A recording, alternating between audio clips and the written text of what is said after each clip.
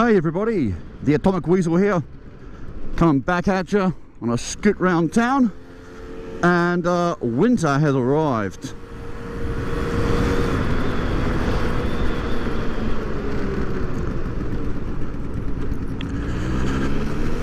So it is decidedly cooler.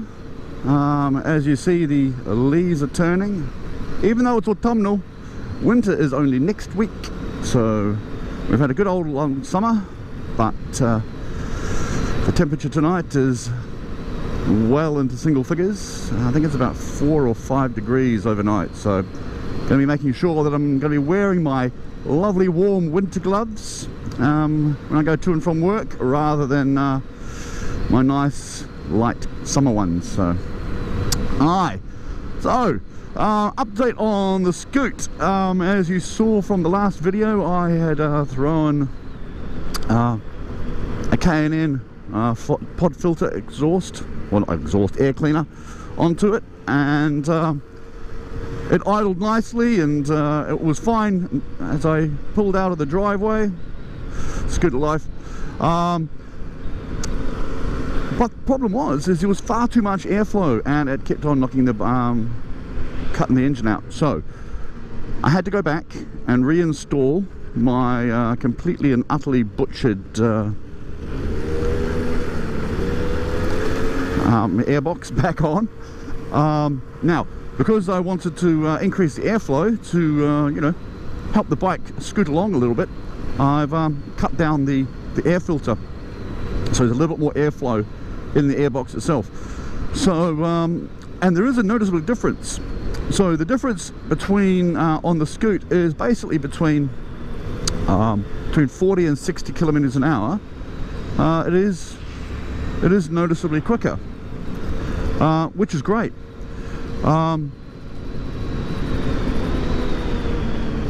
So my next step, as I said after the end of the video, was going to be getting exhaust. I've had a look, and I'm probably going to be able to price an exhaust for about 50 bucks. So once I get that in, and once I get to one that I actually want and that's going to fit the bike, I'm going to get it, and I'll do a video on there on how I did it. You know, it's not a how-to, but just watch me butcher my bike sort of video, which is all good. I hope everybody's well. As I said, here in Palmerston North, it is starting to get very cold. I suffered the other night where I decided to wear my summer gloves to work, and I got caught in the rain, and my gloves got wet. And when I came back to, because they're not waterproof, and when I come home, yeah, I had damp gloves, icy cold, fingers got frozen. So no fun for anybody. So the summer gloves, that might be the end of you, mate. They've done well, to be fair. These little alpine stars, or I must admit the tag here doesn't attach as firmly as it once did. But I've got the waterproof winter gloves. I will do a review on those in the next couple of weeks, which should be all right.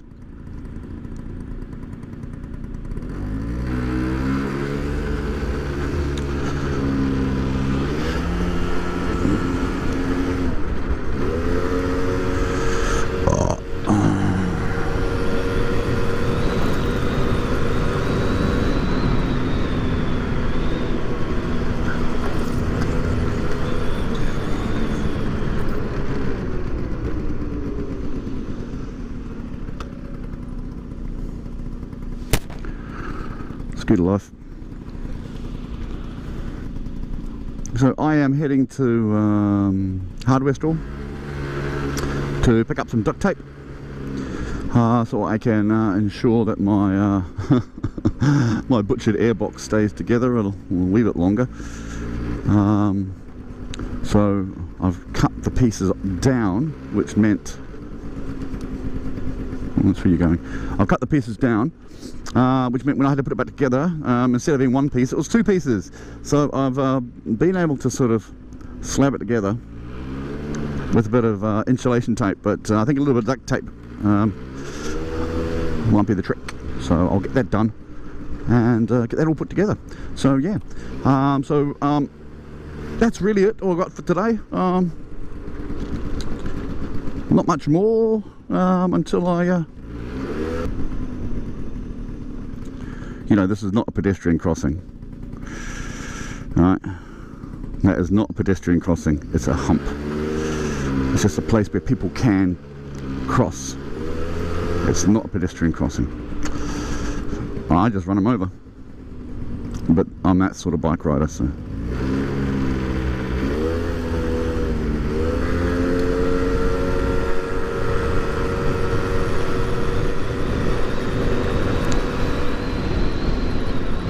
Yeah, the pickup between 40 and 60 is noticeably different.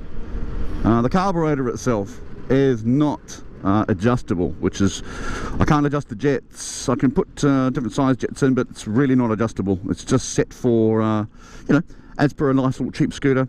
The only way I'm going to be able to really get effective use is to put on a fully adjustable carburetor, and that's about 120 bucks. But at the moment, because this is not a project bike that I'm working on in my garage, this is a bike that I am using all the time, every day.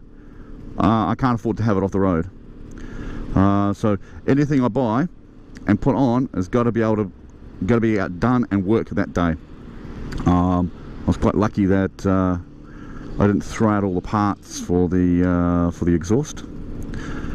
So a pod filter will be in the lines, but it's going to be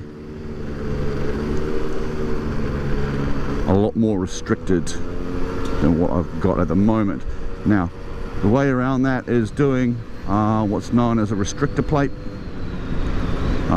So that's probably what I'm going to be looking at, is once I get I've still got the pod filter. Once I get that on, then I may put in a restrictor plate which restricts the airflow to the carburetor, and have that in line with the